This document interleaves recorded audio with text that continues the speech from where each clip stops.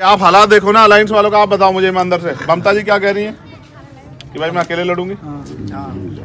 हैं? केजरीवाल साहब कह रहे हैं मैं अकेले लड़ूंगा। नीतीश जी भाग गए हैं जी। वो हेमंत सोरेन इनसे डरा नहीं, इनकी बात नहीं मानी, वो जेल चला गया। आप बताओ, दमदार जब होगा तभी तो बात बचेगी ना। अगर हेमंत सोरेन कमजोर होता तो मान लेता ना बात इनकी। उसका समाज उसके साथ है ना, तो वो जेल भले चला गया लेकिन डरा नहीं है। ठीक है, इसलिए मैं आप कह रहा हूँ आप भी किसी ताकतवर को ताकतवर बना दो ना, फिर देखो आप मजा। मैं यही कह रहा हूँ आपको, आप कमजोरों को बनाते रहोगे तो फिर मुझसे मत कहो कि आपकी जान बचेगी। आप पॉलिटिकल पावर समझते हो? अगर आपके पास मजबूत व्यक्ति होगा ना, किसी की माने दूध नहीं पिला, डीएम एसएसपी हो कोई भी हो, जो किसी गरीब के बच्चे को उठा ले जाए पकड़ के, समझ रहे हो आप मेरी बात? ठीक है, ये सड़कों की लड़ाई तो मैंने खूब लड़ ली, क्योंकि सदन जवाब दे, सरकार जवाब दे। मैं तो आपके सारे वो दिन चाहता हूँ जिस दिन देश का अभी का प्रधान मिनिस्टर हो, मैं तो चाहता हूँ ना बने। मैं चाहता हूँ कि वो भी खड़ा हो सदन में, मैं भी खड़ा हूँ, और मैं पूछूं उन्होंने उसने क्या किया, उससे आंख से आंख मिला के पूछूं कि उसको उनको क्या लगता है कोई है नहीं, क्या सब मर गए क्या देश में? भाई आप हालात देखो ना अलायंस वालों का। आप बताओ मुझे ईमानदार से, ममता जी क्या कह रही हैं कि भाई मैं अकेले लड़ूंगी? हैं? केजरीवाल साहब कह रहे हैं मैं अकेले लड़ूंगा। नीतीश जी भाग गए हैं जी। वो हेमंत सोरेन इनसे डरा नहीं, इनकी बात नहीं मानी, वो जेल चला गया। आप बताओ, दमदार जब होगा तभी तो बात बचेगी ना। अगर हेमंत सोरेन कमजोर होता तो मान लेता ना बात इनकी। उसका समाज उसके साथ है ना, तो वो जेल भले चला गया लेकिन डरा नहीं है। ठीक है, इसलिए मैं आप कह रहा हूँ आप भी किसी ताकतवर को ताकतवर बना दो ना, फिर देखो आप मजा। और आप ये जानते हैं 64% दलित मुस्लिम है सीट पे, 43% मुस्लिम और 22.5% दलित। आप बताओ आपको किसी और की जरूरत है क्या? नहीं है। जबकि पिछड़े वर्ग में भी हमारे साथ हमारा भाई है विवेक है, हमारी पार्टी जिला पंचायत सदस्य है, सैन समाज से। बैकवर्ड में हमारे साथ जितेंद्र भाई हैं जाट समाज से। हम सबकी हर लड़ाई को मिलकर लड़ रहे हैं, और मैं आपको विश्वास से कहता हूँ आपका अगर सहयोग रहा और मालिक की रहमत रही तो जीतूंगा। हर हालत में रुकूंगा और किसी में रुकूंगा नहीं। और गला गर्दन कट सकती है लेकिन झुकेगी नहीं, अभी आप याद रखना। मुंह नहीं बंद कर सकता कोई। सीबीआईडी इनकम टैक्स ने बिगाड़ा इसलिए चली गोली। उनको पता कि आदमी रुकेगा नहीं। ठीक है, असल लड़ाई ये है कि वो चाहते हैं गूंगे बहरे लोग जाए, वो चाहते हैं गूंगे बहरे लोग जाए। बताओ प्रधान,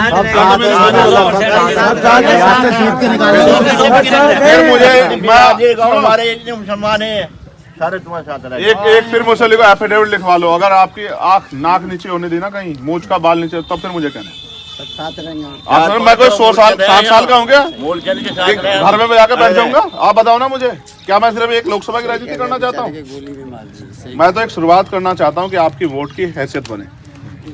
लोग आपको ये ना समझे कि ये भाई ये तो भेड़ है हमारी, बकरी है हमारी। कहीं भेड़ बकरियां दौड़ाई लोकतंत्र में? ये बिल्कुल नहीं। तो अगर फिरौन जैसों को सबक सिखाना तो हजरत मूसा जैसे लोग चाहिए नहीं चाहिए? बताओ। तो आप बताइए, सिखा देंगे क्या? आप बताइए, सिखा देंगे क्या भेड़ बकरियां? सुनो, ये मुझे मार सकते हैं लेकिन रोक नहीं सकते। और मैं आपको 3 महीने का खेल है ना सारा, और पूरे देश में अगर कहीं किसी पर जुल्म होगा तो आप अपने भाई को देखना वहां जाके लड़ते हुए। ठीक है, इसलिए आपसे कहने आया। मुझे तो पता भी नहीं था इन्होंने कुछ ऐसा इंतजाम कर दिया आपके, मुझे बिल्कुल वो नहीं थी। हमें तो पता भी ना सही। कल जो है बच्चों हमने लड़कों ने कर लिया था। हाँ, आप मेरी इस बात को याद रखना, मैं जबान वाला हूँ।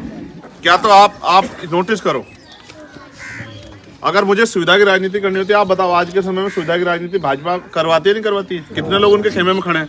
कौन उनसे मुकाबला कर रहा है मेरे भाई? आप बताओ। सब कोई पिछले दरवाजे से उनके साथ है, कोई सामने के दरवाजे से उनके साथ है। मैं पहले दिन से उनके खिलाफ लड़ रहा था। हम भी गाड़ियों में घूमे हो। हम पहले दिन से उनके खिलाफ लड़ रहे थे और आज भी लड़ रहे हैं। और जब तक जीवन रहेगा, जब तक वो इंसान नहीं बनते, तब तक उनसे कोई बातचीत नहीं हो सकती। और आप बिल्कुल मत घबराओ, ये भी मैं आपको कहना चाहता हूँ बहुत जिम्मेदारी से। आप बिल्कुल मत घबराओ। आप अपने मन में ये मुल्क हमारा है, आप ये मत सोचो। हालात दौर क्या है आप समझ रहे हो ना? हालात दौर है, वो ताकत में है, इसलिए रोज उनको कुछ ना कुछ कहीं ना कहीं दिखाई दे रहा है। इन हालातों से घबराओ मत, ये हालात बदलेंगे, सवेरा आएगा। इंसान के सामने आते हाँ, डरना नहीं चाहिए। ठीक है, सब्र रखो और अपना इत्तेहाद मजबूत रखो, सब ठीक हो जाएगा। और अभी तो जिस ताकत को मैं आज यहाँ बनाने के लिए प्रयास कर रहा हूँ ना, अगर ये जुड़ गई, इसका कोई तोड़ है क्या पूरे देश में? आप बताओ। फिर जब ये जुड़ जाएगी, इनको जोड़ने वाला ईमानदार आदमी चाहिए जो दोनों पक्षों की सुने। ऐसा नहीं चाहिए जो इनसे लेके भाग जाए और फिर ढूंढता भी ना मिले। ठीक है, असल तो यही हो रहा है ना, ये डरो और हमें दो डरे हो। हिस्सेदारी के साथ आओ, मुसलमान डर का आप अपनी हिस्सेदारी आप लो और हमारी हिस्सेदारी हमें दो, और मिलजुल के आगे बढ़ेंगे और फिर हम बताएंगे कि मुल्क कैसा होना चाहिए। ठीक है, तो मैं तो आपसे यही प्रार्थना करूंगा कि इस लड़ाई में आप मेरा साथ दें। अगर आपने साथ देने का वादा कर लिया तो आप मेरी बात को लिख लो। मेरे साथ कई लोग रहते हैं हमारे। आज असल में दो मसलात हो गए। एक हमारे आदमी को पकड़ के उस पर मुकदमा था, पुलिस उठा लेगी, जोड़ लगाने लगी है ना। और एक घटना हो गई, हमारे सब लोग वहाँ गए हुए हैं। लेकिन मैं आपसे झूठ नहीं बोलता हूँ, मैं पूरे उसमें घुमा हूँ। आपके आसपास कोई गांव हो, आप पता करा के देखो। इससे पिछले गांव में कौन सा था गांव? नहीं, इससे पिछले वाला कश्मीर गढ़ी, कश्मीरपुर गढ़ी। आप अब निकल के देखना, मैं आज होके आया वहाँ। आप बताना मुझे कौन से घर पे झंडा नहीं वहाँ हमारा। एक तरफा। ठीक है,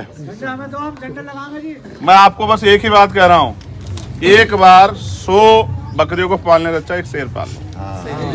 ठीक है, सही कह रहा हूँ। आपके 100 बकरियों पे अकेला शेर भारी पड़ेगा आपका। ठीक है, क्या तो मुझे दफन कर दो कि भाई हम नहीं तेरा साथ देते, या फिर